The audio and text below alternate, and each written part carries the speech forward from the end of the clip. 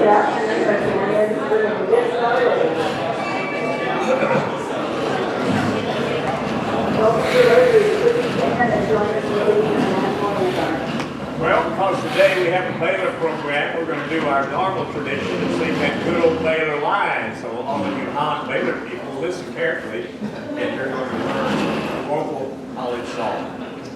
That good old Baylor line, that good old Baylor line, will march forever down the years, as long as stars shall shine. We'll fling our green and gold afar to light the waves of time, and guide us as we onward go, that good old Baylor line. That's pretty good singing.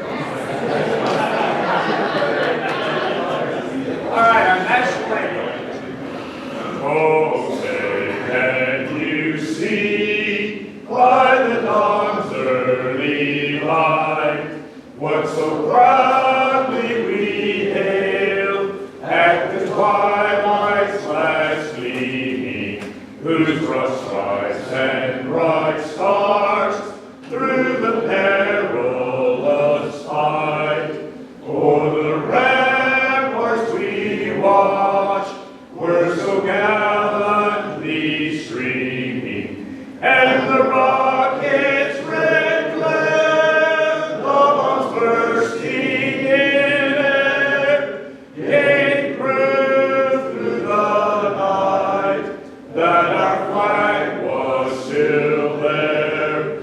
Oh, say does that star-spangled banner yet wave o'er the land of the free and the home of the brave.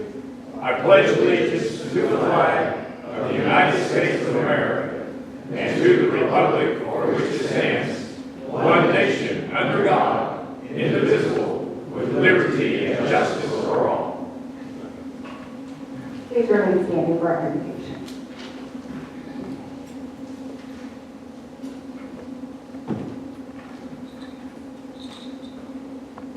Let's pray.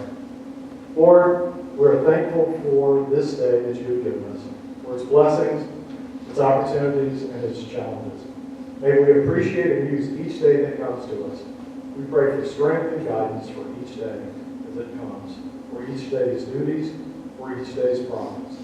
May we be challenged to give our best always. May we be assured of your presence with us. Good afternoon. You can be seated.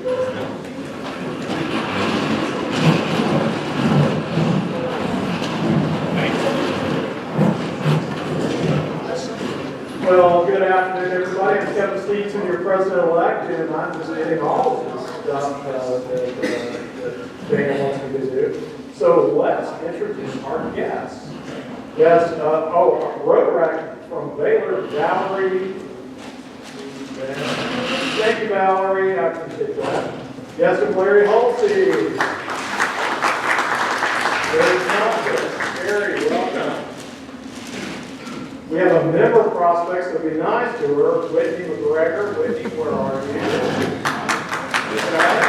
Welcome. My guest and resident at Central Providence, no plug there. Anyway, Sam Barrett. Sam, stand up. And last but not least, guest of the Haiti Cal, Abby Harris.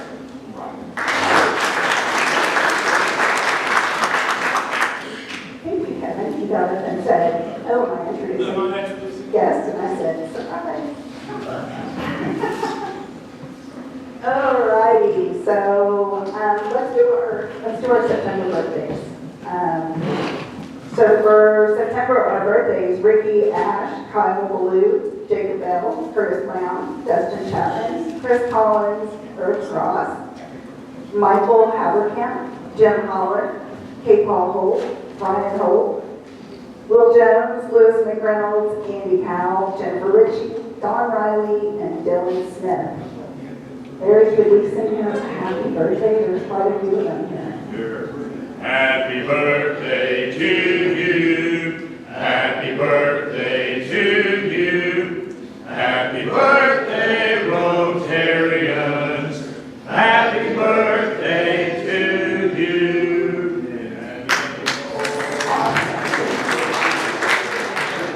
Next, I invite Rosemary up to the podium to introduce another new member. Come on, Stan.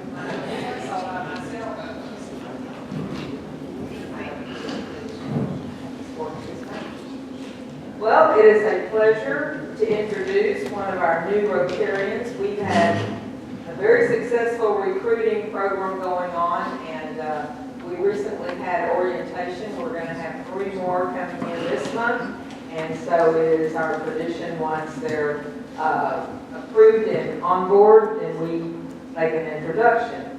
So today, he doesn't need an introduction, but this is Stan Parker. Stan has the Stan Parker Foundation.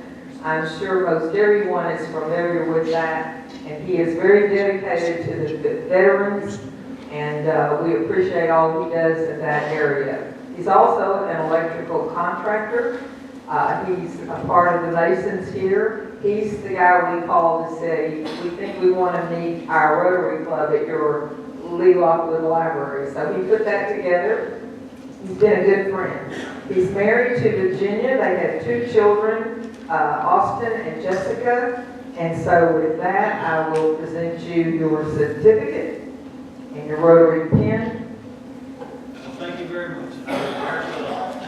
Thank you.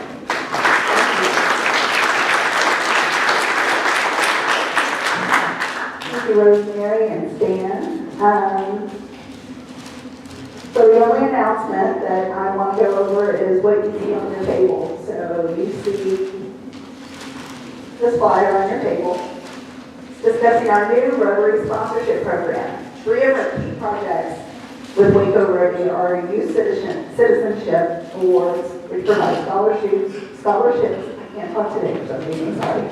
Scholarships to students who exemplify service above self. And then we have our challenge competition, which pits local high schools against each other in a trivia competition that airs on local television. And then we also, during the school year, invite student guests so that you can meet other exemplary students who are in our area, in our town. These programs are supported by the Youth Service Fund, which is funded solely by Waco Rotary members. When you receive your dues invoice, there'll be a suggested donation to the Youth Service Fund. As our membership has decreased and as we are recovering, our donations to the Youth Service Fund are no longer adequate to support these historic programs. These programs have been around for a long time. And so this year, a committee was formed to discuss organizing sponsorships to offer to our members as an individual and also as a business. The committee included Rosemary Matthews, Harry Harwood, Tyler Martin, Deborah Whitley, Sabrina Moore, and myself. So I appreciate the work of the committee to determine the need and to develop the sponsorship levels. This is just an introduction for you. You're going to get more detailed information in the mail, as well as a form on how you can best support these programs. You just remember you're not only supporting the students, but you're also supporting future Rotarians. All right, so next we will go to our chair of the day, also Mrs. Swenson. Thank you, Dana. Joanne made the mistake of giving me 2 bios for Melvin, a short one and a long one. You're getting the long one. So, a basketball lifer, Melvin Hunt was named an assistant coach on Scott Drew's staff on May 7, 2024. A 4-year letter winner for Baylor from 1987 to 91, Hunt helped Baylor to its first NCAA tournament appearance in 38 years as a freshman during the 1987-88 season. As a junior, he helped Baylor back to the postseason as the Bears earned a bid to the 1990 NIT, its 3rd postseason appearance in 4 years. Upon graduation from Baylor, Hunt played professionally in the Caribbean and Mexico before starting his 2+ decade tenure as coach. After getting his start on the sidelines as an assistant at Temple High School, he broke into the college ranks at Incarnate Word in San Antonio. From San Antonio, Hunt went east on I-10 to begin a 4-year stint with the Houston Rockets as a scout and an assistant coach. Following a season as an assistant with the Los Angeles Lakers in 2004-2005, Hunt went to Cleveland, where he spent 5 years with the Cavaliers during one of the most successful tenures in franchise history. In addition to a 2007 Eastern Conference championship and emerged in the NBA Finals that season, Hunt helped the Cavs to a franchise-best 66 wins in 2008-2009 en route to another Eastern Conference Finals appearance in 2009. After leaving Cleveland, Hunt spent 5 years on staff with the Denver Nuggets under George Karl and Brian Shaw, coaching the Nuggets to a 10-13 record in 23 games as the interim head coach in 2015. Most recently, he spent 6 years on the bench with the Dallas Mavericks and Atlanta Hawks. Hunt earned his bachelor's from Baylor in Business Administration in 1991 and earned his master's in Science of Education in 1994. The Tallulah, Louisiana native is married to Carmen and has 2 children, Brett and Miles. With that, I give you Melvin Hunt.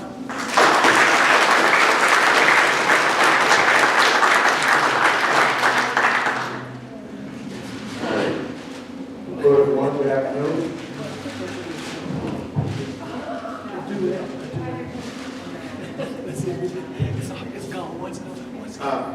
Well, first off, he was really kind. But he left off a big, huge chunk about me. And I have to tell you guys this because there's a gentleman in here that if I didn't tell this, he'd haunt me. It's Colonel Earl John Riley. There's a segment of my life that Kevin didn't know, but I let him go on. There's a segment that he left off. I was an academic advisor for 4 years at Baylor. And the Colonel and our offices, I got the little office. Big guy, little office, regular sized guy, big office. I don't know how that works, but that's how it was. The Colonel and I shared a wall. And you're talking about 2 guys from the extreme. We shared lunches, dinners, breakfasts, me more than him. But we had a good time together. And I brought a prop because he didn't even, I figured he would be here today because I know the Colonel. First thing, he presented me with a picture and just took me back and just made my heart leap with joy. But I brought something, and my wife thinks my legs they're not that bad. They're solid. People over me, they're solid. They hold me up. I can still slide, push out. I can still shoot a little bit. But I know the Colonel knows where I'm going. When I went on my interview to be an academic advisor, whole staff's there, and I'm getting ready to go over here to one of the rec centers. I was assistant director over there, and I didn't know what I was doing. I was just over there just trying to help kids. And they asked me to stop in. I had a graduate course. They asked me to stop in, so I said, I'll just drop by Pat Mill. I whipped into the parking lot, and I'll never forget my outfit. I had this shirt, I thought it was so smooth. It was red and blue stripe, a little white in it. It had the band collar. It was smooth. I had these khaki-colored shorts. Not like the canvas color, but I had on shorts. I walk in, I'm just thinking I'm coming in to say hello. This was my interview. So the Colonel always says to me, he says, you had a heck of an interview, but for you to get the job wearing shorts, you must have really wowed. So I brought this for 2 purposes. One, because I knew there would be some well-dressed gentlemen here with some nice suits and all that, to kind of poke fun at you. Being a coach, I don't have to wear these at all. I don't have to wear long pants. So all you guys out there with your work pants on, and there's a gentleman right there, back his leg, got a nice suit on, sport coat. I get to go to work in shorts. So Colonel, thank you for letting me know that I can always work and do good work in shorts or in long pants. So,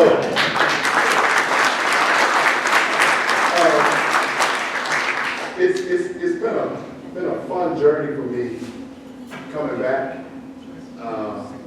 And I honestly, seriously, that 40 years here at Baylor, as an academic advisor were incredible. Because I did get a chance to connect with the community. I did get a chance to meet business folks. It was an incredible thing for me. I met my wife here, my daughter played volleyball here. Baylor's just, God has kept me somehow loosely connected to this community for me to get. We're still on our home in Frisco. We have a place here, we're kind of figuring things out. But God has kind of kept us kind of hovering kind of around this area for a while. And I'm thankful. It's been a blessing. And I kind of smiled because however many years it was ago, Colonel, he was coming to these meetings, he was coming. I always wondered, he'd come back with his toothpick, and he'd have barbecue on his breath. He would go and he'd come back, and I always wondered, and here I am now years later, looking at the Colonel. He doesn't have barbecue, but he's got, chicken or whatever it is on his breath. But it's been incredible coming back. And another gentleman here, Coach Howard. Coach Howard, we were just exchanging stories about the old Heart of Texas.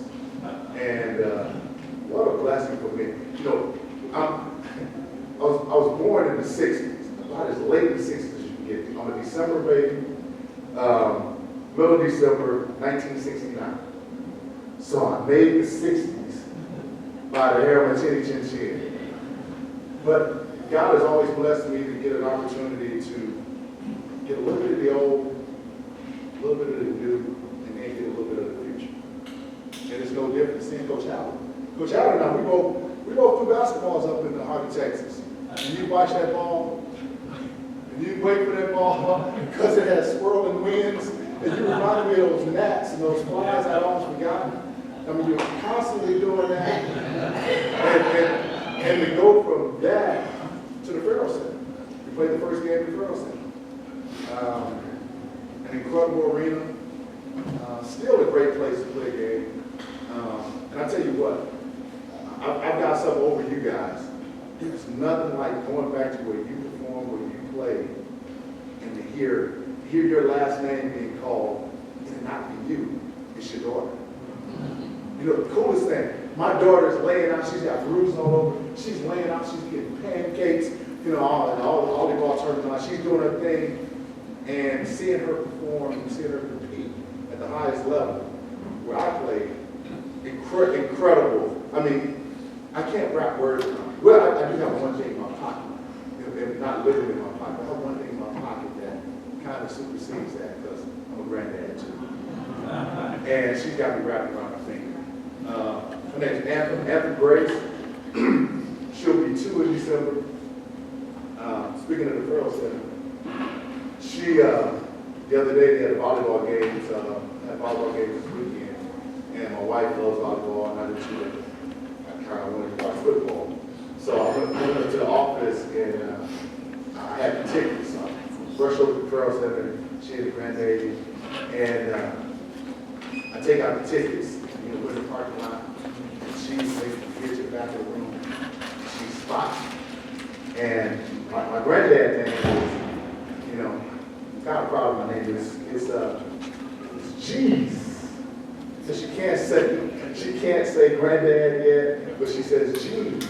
She sees me from 20 yards away, and she just screams out, G's! And she runs over, and she tackles me, hugs me. At that moment, hearing my daughter's name being called, I won't say my daughter, it slipped out of me too. So now my greatest memory at Farrell Center was a little jump shot that I made in my little bitty shorts back then. That went down the list. And then my daughter went up, and just this weekend, my granddaughter, she went to play center. So I've had some great moments, and I encourage you guys, we're foster for big, and that's kind of, now,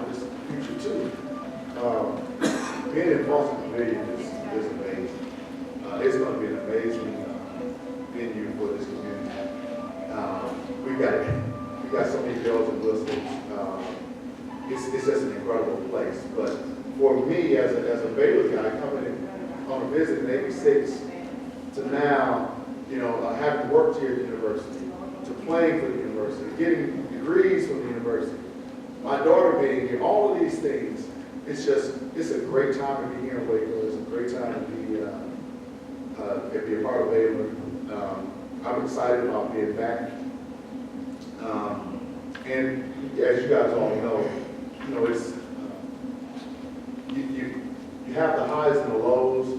Well, not to be a downer, but this morning, I get up and I check my phone, and a bunch of us Baylor guys, you guys would be really proud of how the Baylor guys have woven themselves into the Waco community, as well as holding on to each other.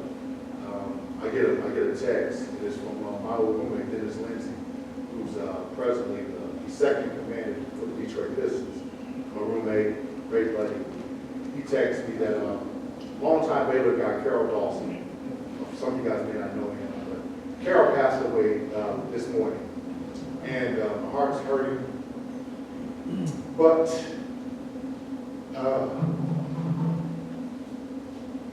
Carol represented Baylor, represented his community. He was 86 years young, and he was a great Baylor man.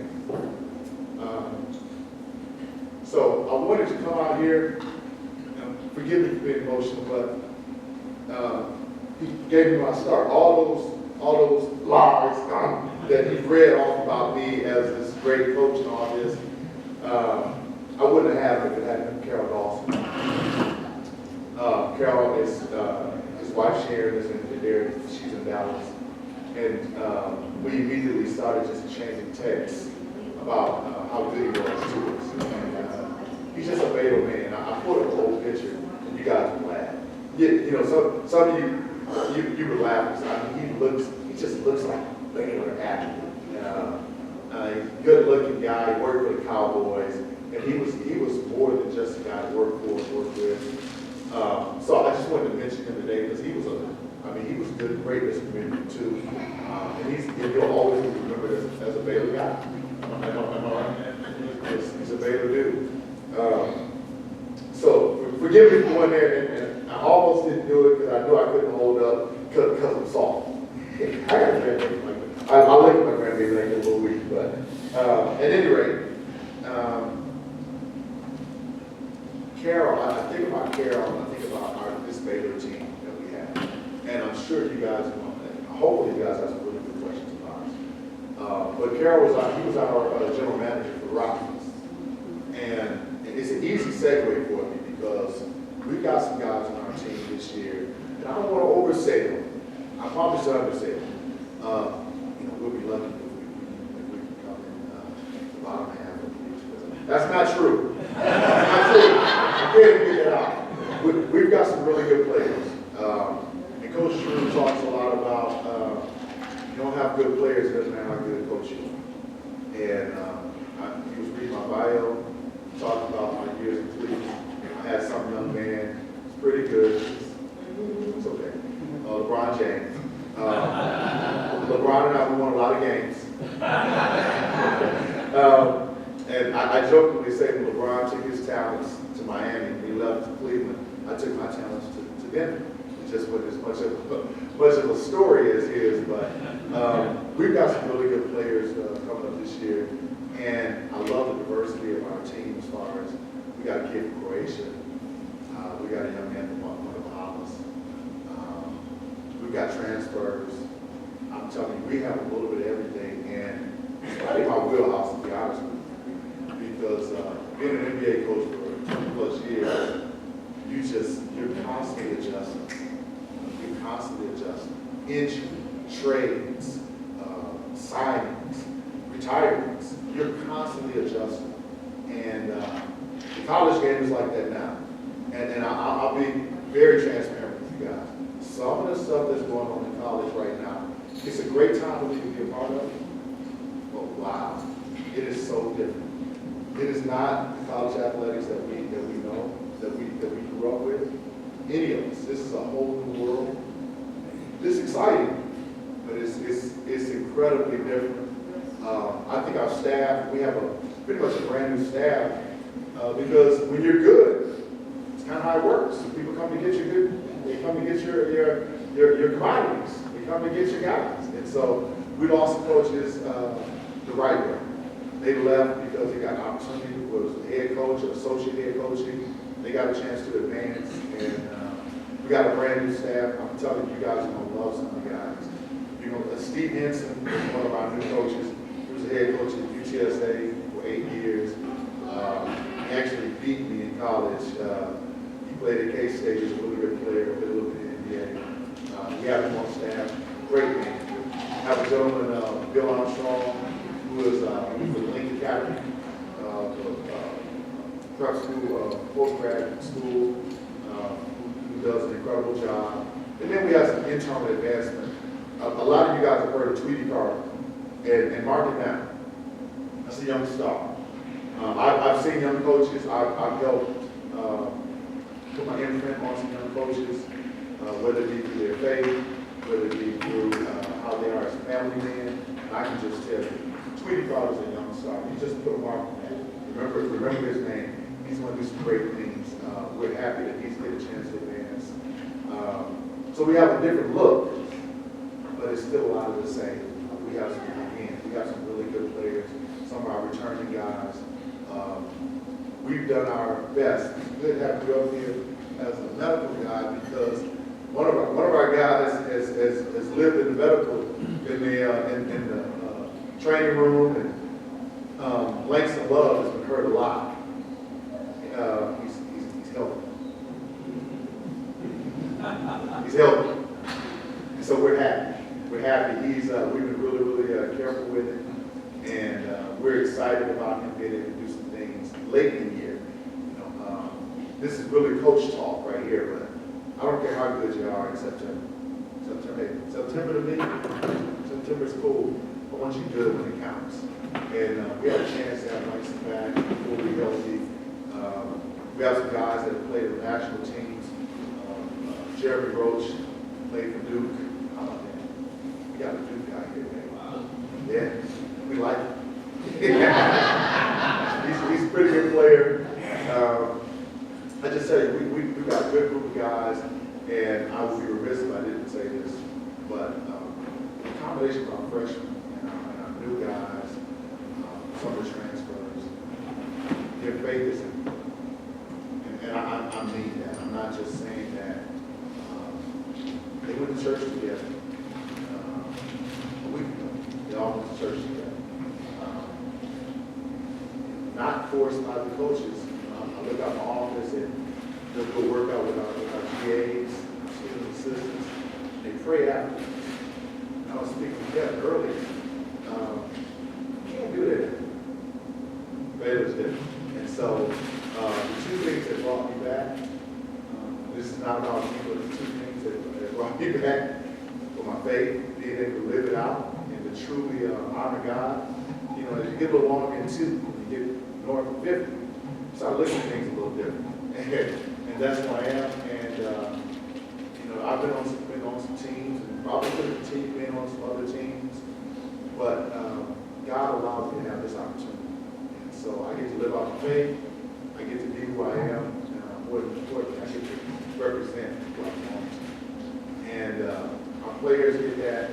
Scott Drew demands that. He loves it. He champions that on a day-to-day basis. That's the one thing. The other thing is grace. I'm here because I have grace in my grandbaby. So that I didn't really know where to go with this group, but I did want to kind of reintroduce myself. But I did want to share with you what Baylor is, this community, and I've seen what this community has meant to Baylor.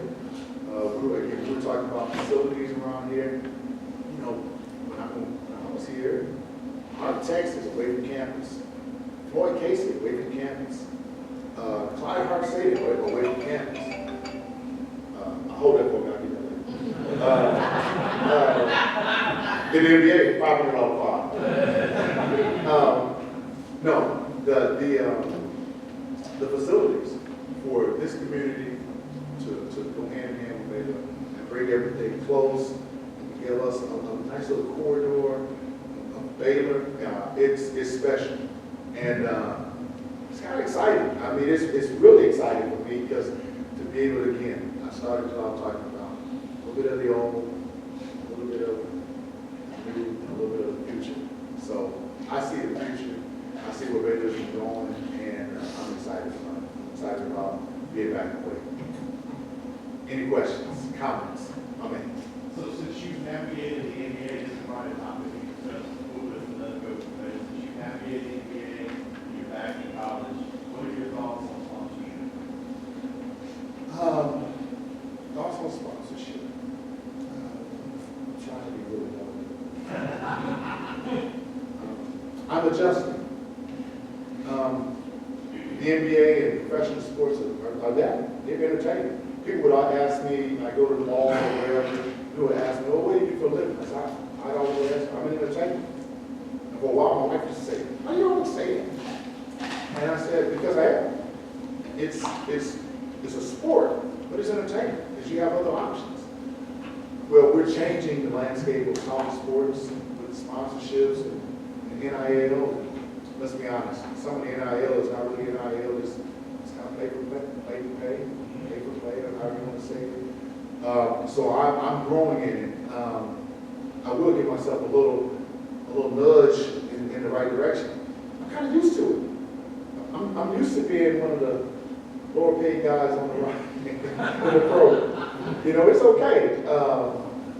It's a new world, and I think the NCAA kind of just rolled it out and kind of stepped back and said, okay, let's see how this works, and we'll figure it out. And we're in the figure it out stage. I don't mind that. Yes, sir. Can you give us a little rundown on some of the new players this year? I can. There are two letters you're gonna love hearing. VJ. You're gonna hear VJ. VJ is a kid from the Bahamas. He played. Listen to this. This young man, freshman, true freshman, played on his national team to qualify for the Olympics. He didn't look out of place. Some of the other guys may have looked out of place. He belonged. He's a guy that is an uber talented kid. He's athletic. Your grandbaby is going to be one his jersey because he's fun. He's a high flyer. He's fast. He's charismatic. He fits the bill, and he can play. And he's got a great smile. He's got a great personality. You're going to love him. And then there's another kid, and I'm partially, many pounds ago, I was a point guard. Now I kind of, point guard, that's a little guy. Now I'm kind of point forward. I've got a little big. But one of our young guys is a point guard, Rob Wright, the third. Rob is a small point guard. He's like a little scat back. Strong, low to the ground. He makes great decisions. And you guys, show of hands, how many of you guys have hired former athletes? Okay, we got a couple good. One of the benefits I know, because I've helped hire some former athletes, is decision making. Being able to make quick decisions under pressure, living with the results, doing your homework, the preparation. Well, Rob is a little point guard who makes incredible decisions. He's not afraid of decisions. And for a freshman, it's pretty impressive. Because I remember being a freshman. And there were a lot of times, if you look closely at some of the film, my knees were not. I was nervous. He has a poise about him beyond his years, and I think you're going to really like him. A returner is Big Josh. And I wouldn't dare pronounce his last name. I would leave it up. But Big Josh is about 6'11". He's long arm. He can run the floor. He's a willing participant. He wants to please his teammates. I think he's going to do some special things for us. I mentioned Langston. Langston, him being healthy. I'll say this in front of family. We're family, right? We're all family. Had Langston not gotten hurt, we may have another one of those big, pretty trophies in our trophy games. He gets hurt at the most inopportune time during the season. He doesn't play down the stretch. Langston's a special talent. He can really, really help us win a a lot of games. So I think having a Langston back is like having a brand new player added to the mix of an already good team. The obvious is Jeremy Roach, the kid from Duke, 6'2", point guard, he scored basketball, has an opportunity. He'll definitely play professional sports at some level once he finishes here at Baylor. Special talent, really embracing leading, as an older guy. And there's another name that I had to mention, transfer, Norchad O'Meara. Norchad is here in stature, he's probably about 6'6", but if you know anything about basketball, you don't grab any rebounds with the top of your head. You grab with these. He's got the longest arms, he's got big hands, he's an incredible athlete. He was ranked in the top 5 or 6 players in the country in efficiency. He's a double-double, points and rebounds, and he's a man. When he walks into the room, there's an adult. You're like, oh, we got an adult. You got kids, you got the young guys. When Norchad walks in, there's an adult. And he's been really good with the team overall, as far as leading by example, lead with a nice strong shoulder, occasionally to the chin. When he's playing, he's a physical guy. He's going to be really, really good for us. And then we got some sleepers. Jalen Silverstein is a left-handed sharpshooter, can shoot from deep. And if you guys know Coach Drew, we like shooting. Well, actually, we like makers more than shooters. We like makers. And Jalen is a maker. So just going down the roster, Jaden Nunn, returner, he's going to be really, really good. I'm just going down the line. They're going to make our job. We've got enough guys on our roster to make our job hard because we're going to want to play all those guys. We like having those problems because we can figure that out. The problem is when you're the other way. You don't have enough bullets in there. We got a lot of ammunition, and hopefully we can be pretty good. Yes, sir. Thank you for something that story. You're really good behind the mic, by the way. It's great to hear. So I thought it was not a Baylor question. I've always been a big NBA fan. So you listed a couple teams, Cleveland, obviously Cleveland from Kentucky, I'm really fine. Now you had Carmel Anthony in there a little bit, and then it sounded like maybe you crossed over with Dirk a little bit. Who? Dirk. I did. So you were around a lot of greatness. I know it's kind of a sound like, you don't quite say a lot about that, but what can you comment on just being around these people that were at such a high level in what they do and how they did that? I received songs.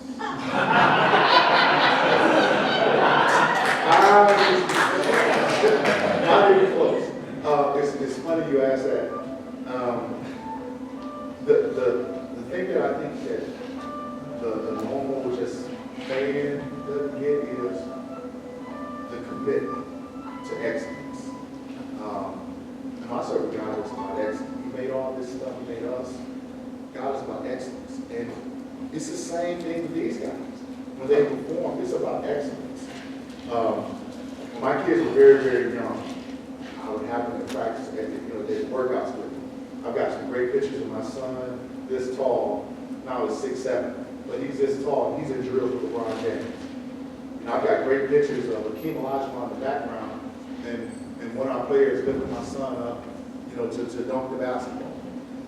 I wanted them to be around. I wanted my daughter to be around greatness, so they can understand that greatness just doesn't happen. I always say, there's no pixie dust I can just sprinkle on you and make you great. It's work. It's commitment. And I think that's the secret sauce. Just like in any of your businesses. Every now and then you fall into something. But most of the time, there's a root. There's a long root that comes up. If we see that fruit hanging, oh, it's beautiful, but we don't realize there's a root under there. And all those guys, from Dirk to LeBron to Kobe, King, I've coached some really, if you guys ever get a chance, you can come to all, I got my bobbleheads up from different teams. And I just put them up there because, I want people to kind of see, some of the folks that I've been blessed to be around. And it's not in a bragging way. It's like I know that God's blessed me to be around him for a reason. And I know that greatness, it's not just, it just doesn't happen on a Tuesday. You wake up on Tuesday and I'm great. It's the summer work. It's the commitments. When everybody's going to the beach, you know, they're putting in time and they're honing their craft. So to see that, to see Dirk score 30,000 points, and sitting on the bench and watching Dirk shoot that one-legged fader, 30,000, I watched him have to work like an animal just to practice. Just to practice. He would be at, we'd have practice at 11 o'clock. He'd be at practice at 8 o'clock on the floor, getting his body ready just to perform. Imagine that. Imagine that. Just to get to your job, whatever your job is, you did it 3 hours before, just to get ready, not for the performance, just for the practice. To see that, and to see LeBron, there was a time LeBron told me one day, my little office, we were talking about a little office, Colonel, this office was smaller than the one I had. This office was on an angle under the stairs. I can't make this up. Under the stairs to the gym. And I got this hulk of a man folded up like a cheap wallet in my office. We're sitting there watching tape. We're under the bleachers. And he told me some things about his level of commitment as a young man. He talked to me about, and I'm going to shorten the story, but he talked about, I got all my bullets in my gun, I'm ready to fire off. I got this young kid, I'm wowing with this, I'm sucking in. And he says to me, I said, so LeBron, you know, what do you want to be in your career? What are you doing? I'm thinking, if he says I want to be an all-star, I got it. Coach Steve Francis, had Charles Barkley, got Akeem, I got it. He says I want to be one of the all-time greats, got it there. I coached Kobe Bryant, got it. I'm checking all the boxes, so he can't get by. You know what this young man told me? He said, I want to be a global icon. I'm like, this is mid, this is 2003, maybe, no, it's about this. It's 2005. There was no Siri. So I couldn't turn and say, push him out and say, hey Siri, what's a global icon? I couldn't pull it up. I didn't know what that was. I had no idea. But I was clever enough to say, well, whatever it is that you want to be, it starts with your work record. And then when he left my office, I got my computer and I looked up global icon. And I got it kind of, and here we are today. So, long answer, but it's that commitment to work. And like I said, I wanted my kids to see the value of practice, the value of work. And all those guys, there's not one that you can name that doesn't work. Yes, sir. Who's the best new member of the Big 12 coming to Waco this year? Woo! You talking badminton? You talking basketball? No basketball. Wow. Arizona's really good. They're always going to be good. There's some really, really good teams. Colorado's coming off a high. There's some really, really good teams. I probably would hang on those two, but you just never know. You just never know until you kind of start playing the games. But you can't go against Arizona and Colorado. You can't go against those.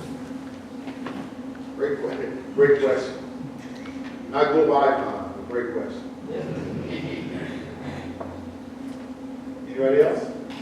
Baylor plays at UConn this year. That's a big non-conference national matchup. Talk about how that happened. What brought that matchup? TV, obviously. Yeah, remember, the entertainment, coach, and people are going to want to see that, especially early on. It kind of gets things going. So it kind of happened because, we want to get it started. And let me tell you, Josh might be the most competitive. He was such a good man and just a godly man.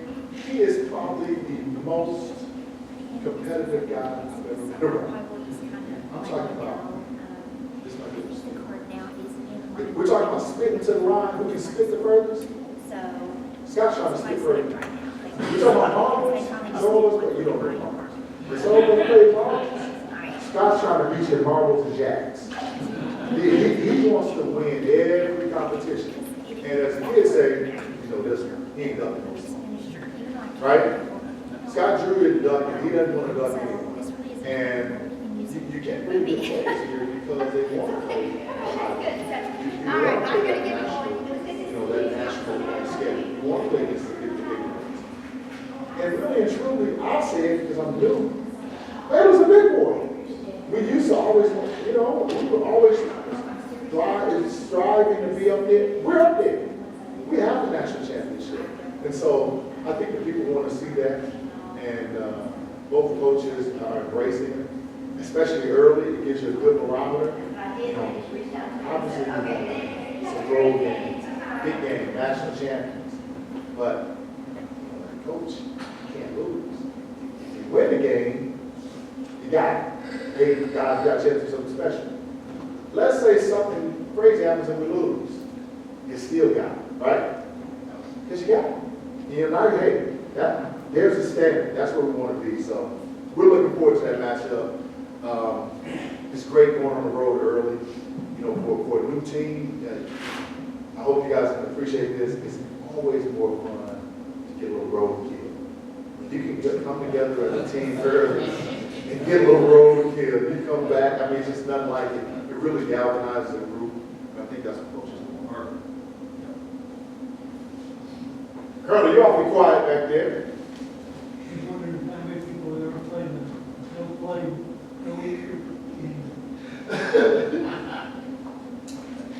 The Colonel just mentioned, I played in one of the most unique games I know this university ever had. How many guys show hands for a person named Gene Ivey? Yeah, Gene Ivey was my coach for 40 years.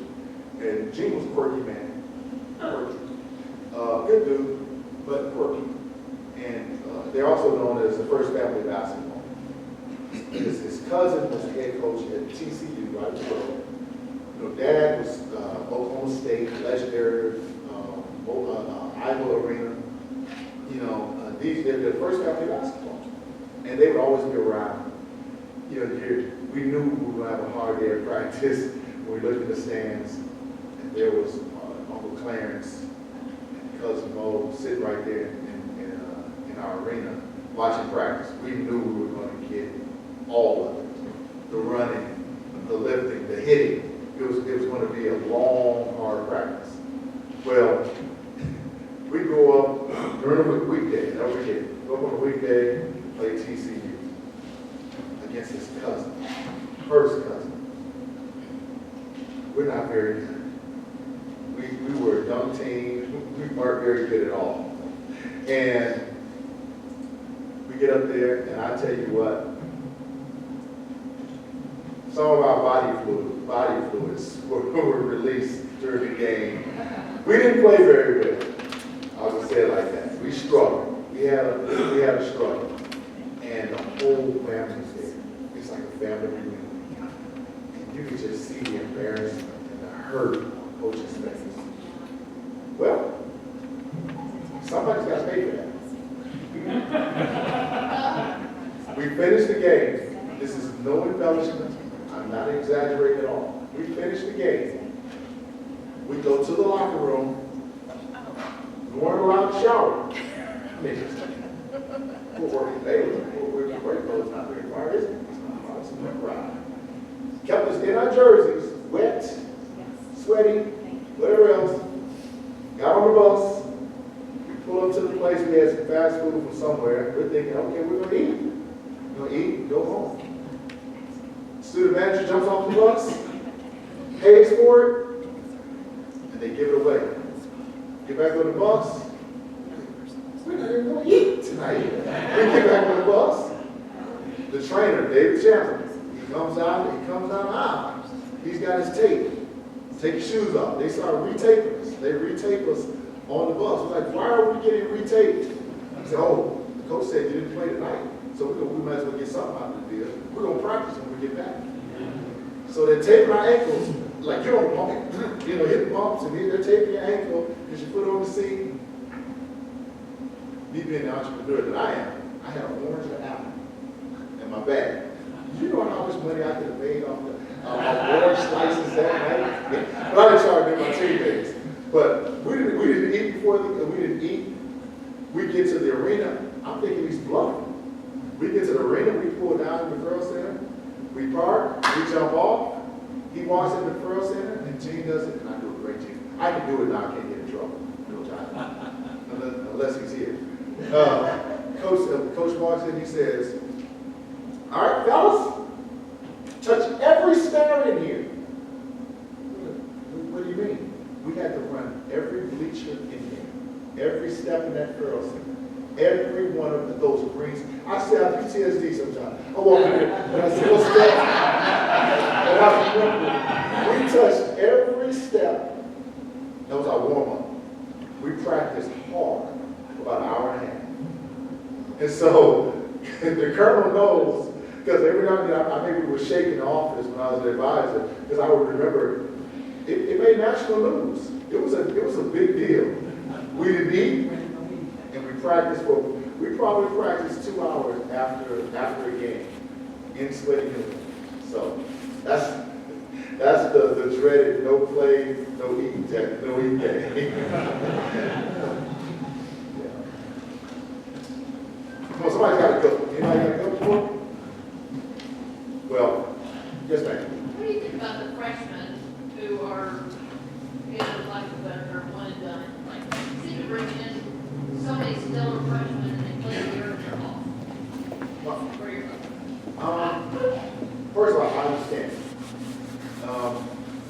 If I'm it's not hanging anymore, but say I'm a really good businessman, and IBM comes in, and I'm really good at coding, whatever it might be, and they got a young exec, and I'm really good at what I do. I want that kid to be able to jump in that boat and start building. So sports, athletics aren't any different. Even like tennis has been doing things. When you're able and you're ready, because those are unique opportunities. The ones that hurt my heart are the ones who aren't quite ready, but people are whispering in their ears, and they're looking at short term, they're looking at little money, they're looking at little success. Those are the ones that bother me. The ones that are exceptional, I think if you're exceptional, I don't think there's anything wrong with it. I've felt this way for years. I love it when they're able to go out and pursue their dreams at the same time, going back to getting a college degree. I think the good news for like a lot of us, you couldn't do both. It was one or the other, you had to make a choice. Well, because of a lot of the work that you guys have done, our kids are able to do both. So I think I'm okay with it. It's hard as a coach because you get these really good players and you want to keep them and you want to develop them. But at the end of the day, if they're able to live out their dream, I'm okay with it. Great question. Yes, sir. Do you think the NIL or that something might actually help a little bit? It's really good. I know that's the hope. I don't know. These waters are so fresh. They're so choppy. Did y'all hear that? A rule just changed. That's how fresh it is. I mean, it's changing. And so I'd love to say one way or the other. I don't know. And I'm hopeful. I'm hopeful because there's a lot at stake for a lot of folks as far as from the kids all the way up to the universities to NCAA. There's a lot at stake. And I just hope that we can get it right. It's hard now because, like, seriously, I was joking, but every week you come in after the weekend, you're checking to see what's changed. Because it's evolved. It's about as fluid. I've never seen anything like this, honestly. Coach, I don't know if you did. I've never seen anything like this, how quickly it's evolved. Well, hey, I appreciate you guys. I had a blast. I appreciate you dealing with my emotions. I gotta get better. I gotta get better. But I appreciate that. But fun time. We're excited about what Baylor's doing, and we're really excited about Baylor and Waco, the relationship getting more and more blended. I'm telling you, it's. I did one last thing. I did a community service here, and I got the whole team. I got a chance to go with them. We went to Salvation Army, the store. I mean, those guys are sorting and doing stuff. And, you know, we had an hour, amount of time we were supposed to be there. And I looked up and the guys were still there. Laughing and joking with customers. We have a unique group. We have a unique group of young men. And I think that the community is going to really, really, really enjoy having me. So thank you guys. I appreciate it.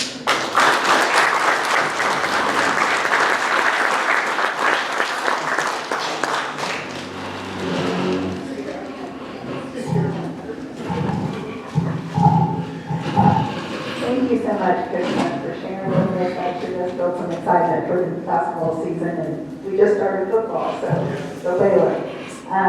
So I'd like to re-welcome our guests, and if all of you will stand and do the floor with us. Is it true?